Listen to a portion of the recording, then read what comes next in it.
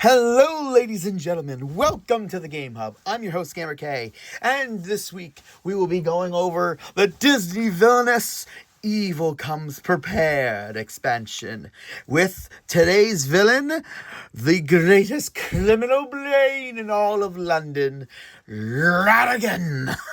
I haven't touched this set for a review for years. The last one I did for this one was Yzma, which means Scar is the only one left in this set. So I'm going over one of my favorite nostalgic villains, the great RATIGAN from The Great Mouse Detective.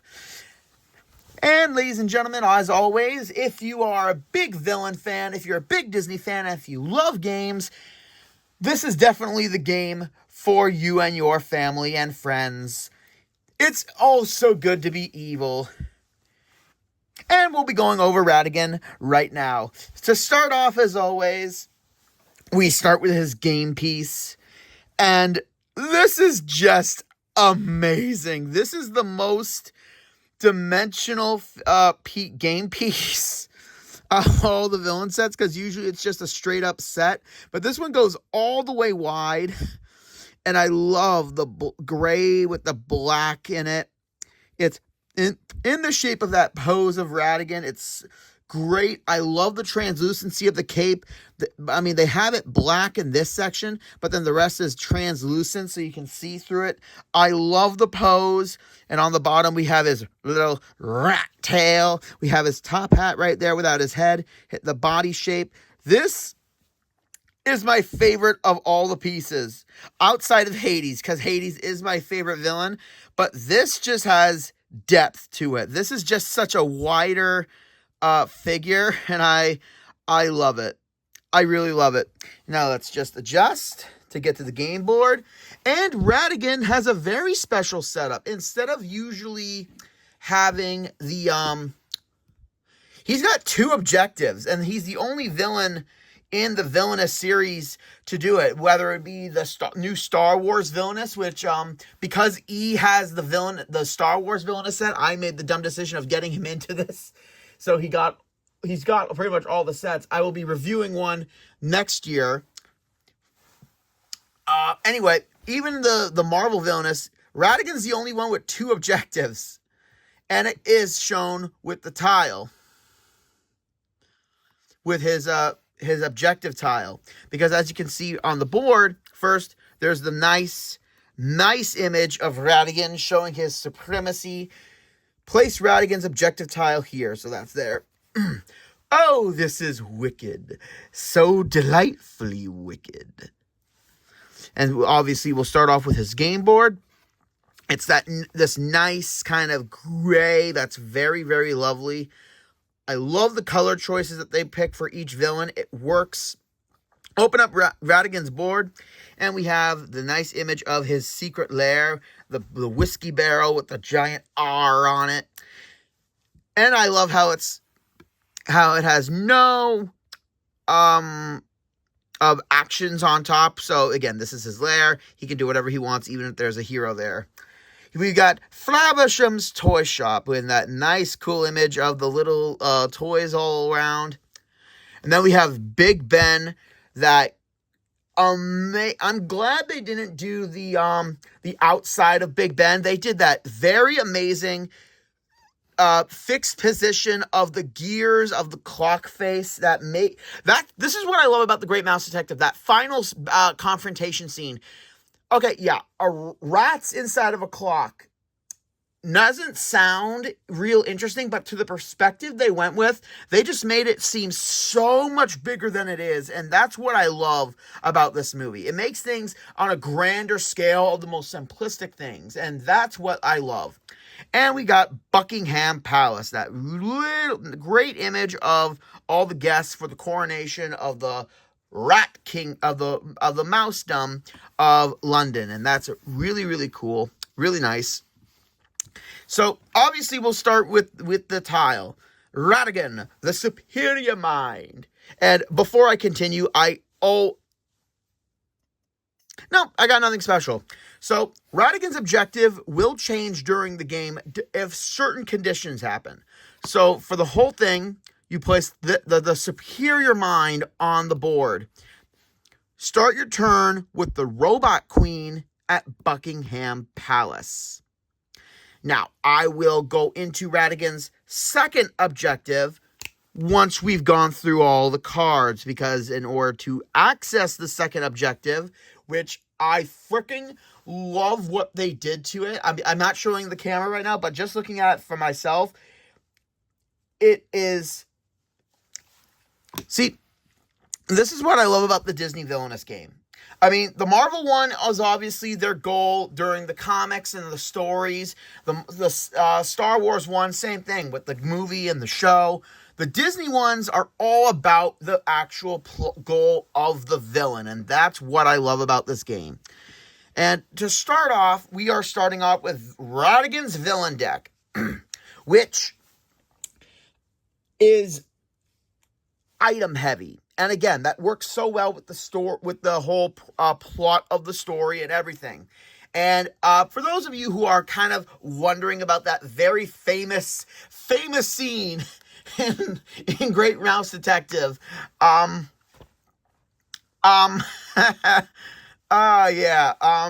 we did not know what this was when we were kids, and I hope it's showing right now. Oh boy. Let her be good to us, ladies and gentlemen. Oh, Disney, you got away with a lot of stuff back in the day. Now, can you bring some of that stuff back so we can start respecting you again? Anyway, like I said, Ratigan's deck is very item heavy because of the plot of how his playstyle works. But before I start off with that, before I forget again, the back of his cards are just beautifully done. Like I said, the artwork of all the Villainous cards on the back, like the back of their cards, this is why I don't get generic sleeves for these cards to play with, because just looking at the backs is part of the joy of this for me. So there we have Ratigan's top hat, and then his lapel with the back collar on the back. Got the circle code. I think that's what it is. It's a code around there with Fidget right in the center, with the two bells that call Felicia, the Big Ben clock tower, the gears, and okay. The gears, again, they didn't need to do the two side gears, but just to indicate Mickey Mouse in the gears. That's clever. And Ratigan's flying machine with the big R in the middle with his name Ratigan, and the little wind-ups in the corners. Any big Ratigan fans out there? Like I said, if you ever want a cool tattoo design and you're a big Disney villain fan, take a screenshot of that. There we go.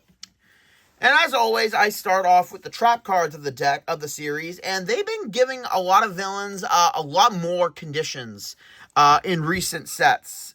Going back to the originals, Ratigan has two conditions, 2 copies of each. First, we have the 2 copies of Devious, and there he is. During the world's greatest criminal mind scene, he's looking at himself in the gem. Really good image.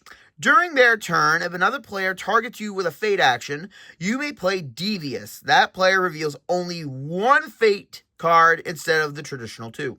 So this is basically a good way of forcing them to either give you something that you need or to limit what's going to be used against you. And I do like that.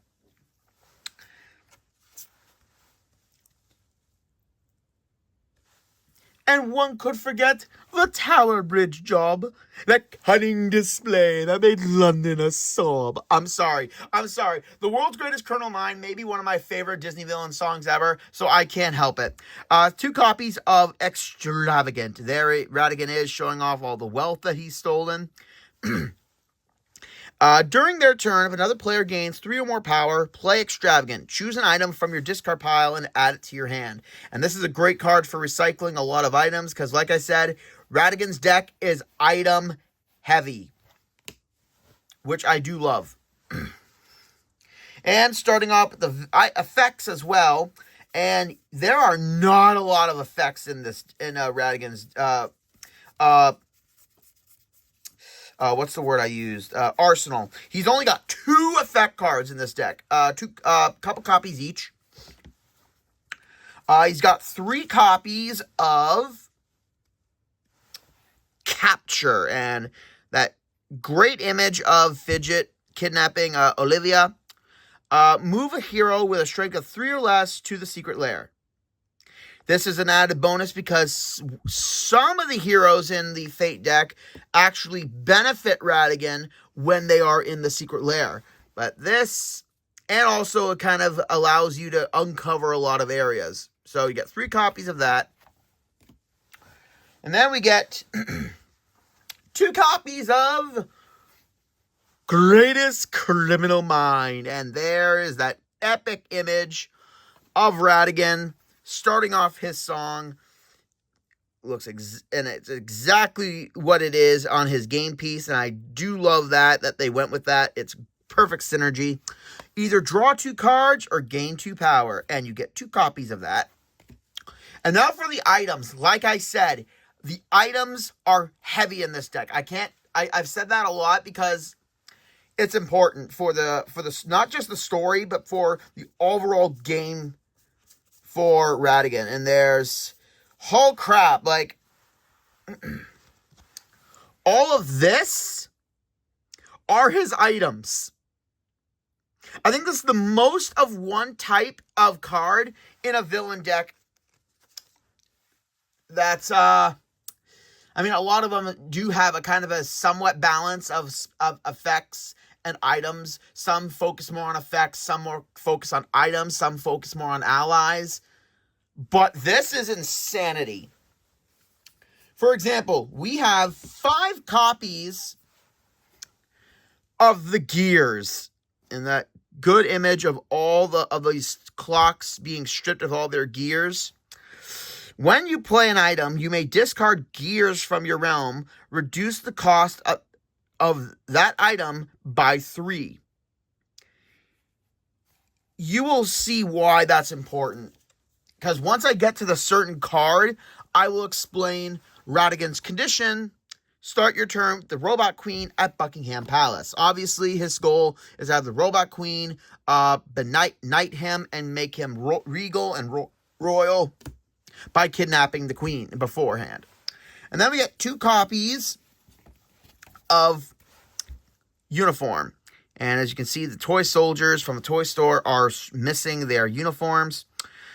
When uniform is played attached to an ally, that ally gets +2 strength, and you may immediately perform a vanquish action using that item. So again, obviously just increase, because again, he doesn't have that many allies, and a lot of them don't have that much strength. And then we get 2 copies. Here they are. 2 copies of the Marvelous Trap. That awesome image of Ratigan showcasing his death-defying or his lethal trap with Basil and Dawson in the mousetrap. I really love it when they do Sherlock Holmes-inspired characters, and this is a great version of Moriarty and Sherlock for a kid's film. This is fantastic.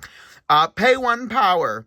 Before Ratigan moves on your next turn, defeat all heroes at this location. Discard Marvelous Trap. So yeah, basically you just got to set it, then activate it, and the trap will defeat every single hero that's at the location. And now we got the single ones, and we get 1 copy of Tools. Basic tool photo, basic workshop. The cost to play items is reduced by 1 power. 1 item, basic, simple. Then we get 1 copy of Fidget's List. And I do love that it's the exact item of all the items in the game. Tools, gears, girl, uniforms. Fidget's List. Activate. Reveal cards from the top of your deck until you reveal an item. Put that item into your hand, discard the rest. And with a whole bunch of items in his deck, this is a pretty excellent card to have start of the game. And then we get one copy of Bell. And there's that great image of Ratigan with the bell that as activate. Take Felicia from your deck or discard pile and put her into your hand. Then shuffle your deck. And then we get one copy of the airship. And again, great image of Ratigan's little airship. Activate, pay 1 power. Move airship and 1 ally or unattached item at its location to any location.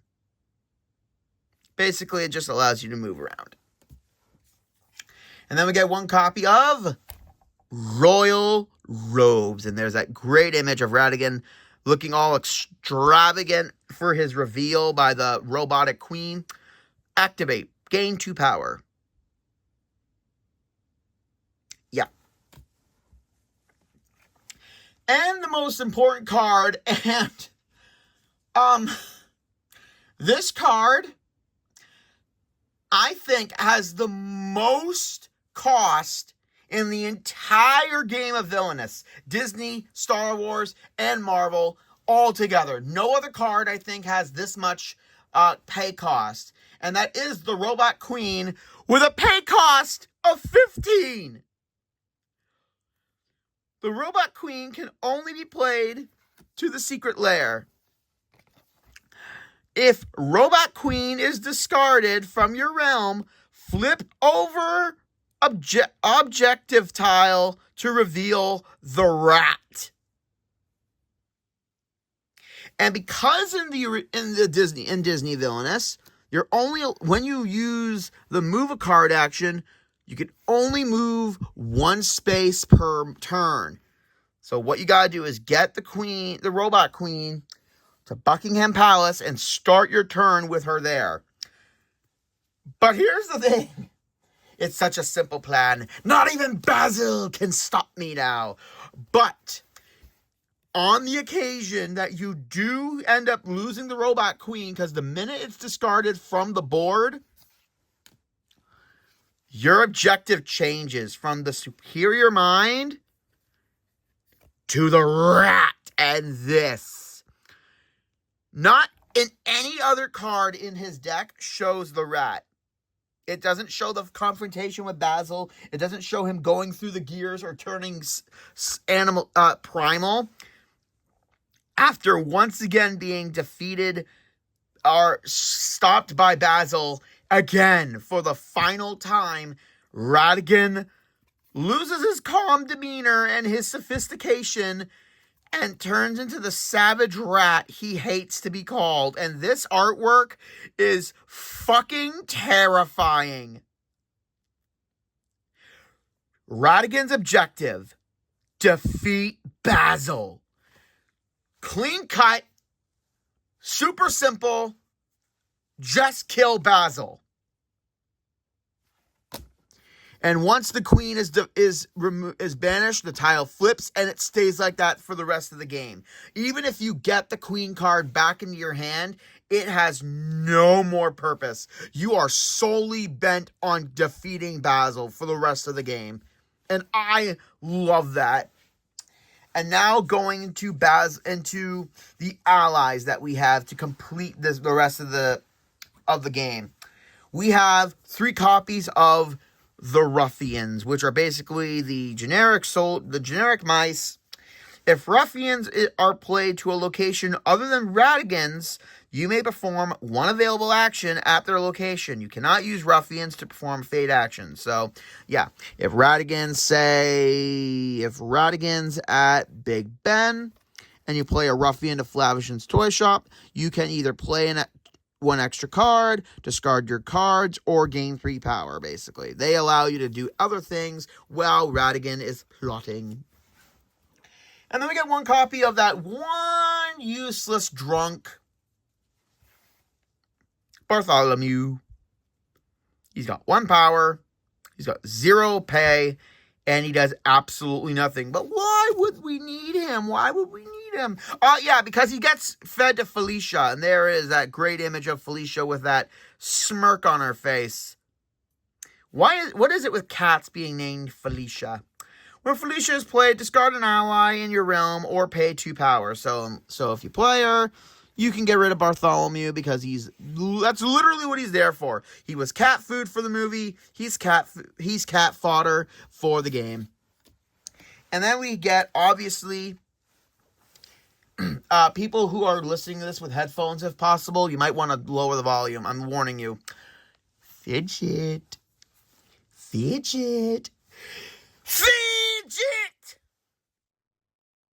And that was a little louder than I thought it was going to be. I get very into the role and everything. But there's that great image of the Loof Fidget. When Fidget is played, find Flavisham and play him to Flavisham's toy shop. So, he may be a low-cost character, but he's got great strength, and his ability gets you what you need. And now we go for the Fate deck, which, looking again, it's basically the same design, just with white and gold, and again, I prefer with the actual color. Starting with the one item, we got the makeshift balloon with that great image of Flavisham, Dawson, and Basil with the balloon.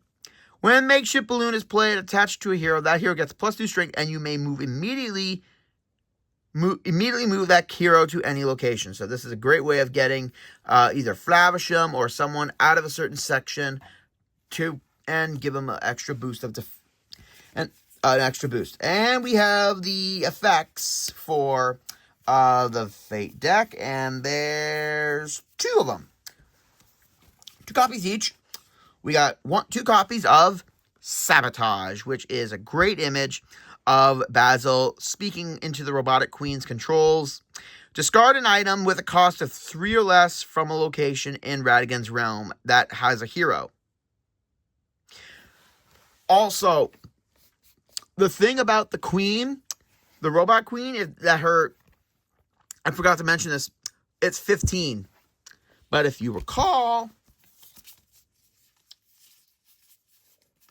the tools reduce the cost by 1, and by removing gears, you reduce the pay cost by 3. So if you get a whole bunch of gears on the board, you may reduce the pay for the Queen exponentially, which is, again, the whole point. The gears make it easier to get the Robot Queen out on the board. Where did the Queen go? Oh, there it is. Technical difficulties for once. Now we get 2 copies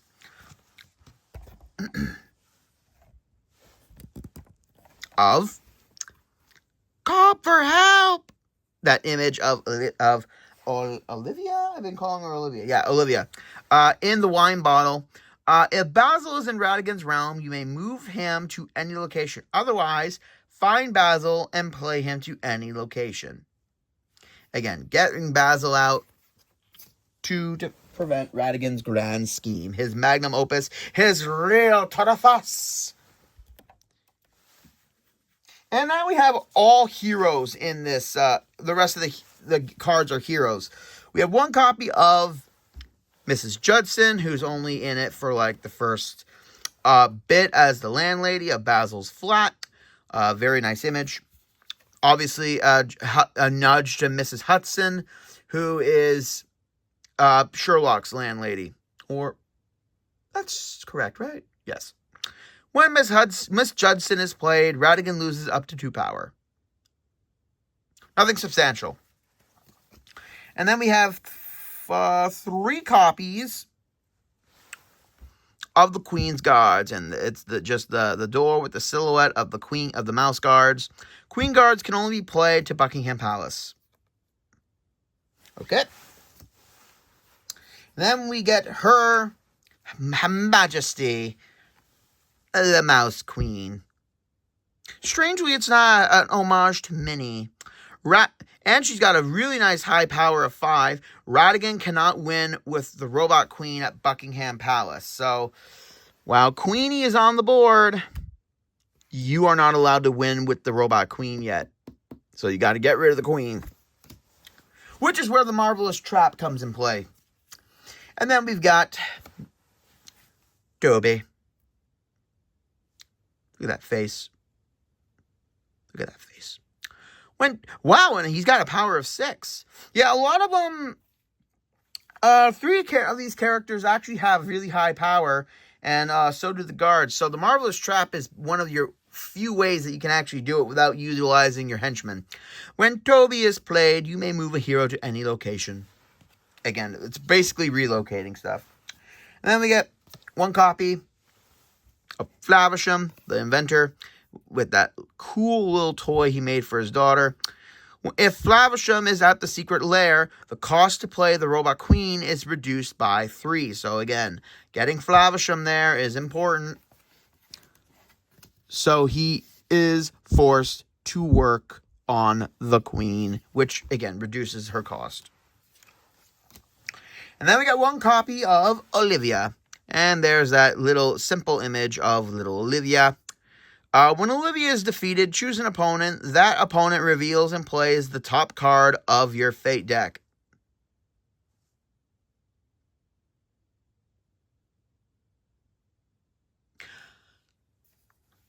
That's a little weird. Like, why would you choose an opponent? That opponent reveals and plays the top card of your Fate deck. Oh, right, because if you do that, then that person fated you. Yeah, that works. Yeah, that tracks. And then we got 1 copy of Dawson. Yeah, that really cool image of the first meeting of Dawson. Dawson gets +2 strength if Basil is in Ratigan's realm. Of course. And then we have Basil of Baker Street, and that really, I love the image that they went with him of this, just getting his Meerschaum cap ready. Mrs. Havisham, Flavisham, whatever. With a high power of 6, when Basil is played or moved, you may discard 1 item from his new location. So if Basil is played and the Queen is, and the Robot Queen is in the board, that gets rid of it, and that's what unleashes the rat.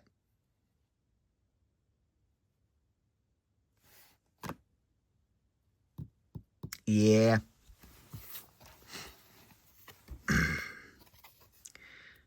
A battle of mind, and then savagery. I love this movie to death. I really, really love it. And that's pretty much the entirety of RATIGAN's game. You steal an inventor, you get a lot of items, you build a Robot Queen, and if that doesn't pan out, just kill your adversary. Wow, that's basically Sherlock Holmes in a nutshell. Well, ladies and gentlemen, that has been GamerK's Villainous Guide for RATIGAN. Hope you guys enjoyed this this little guide. I think this is my last Villainous Guide of the year, and I'm not sure when I'll do my next one. Probably,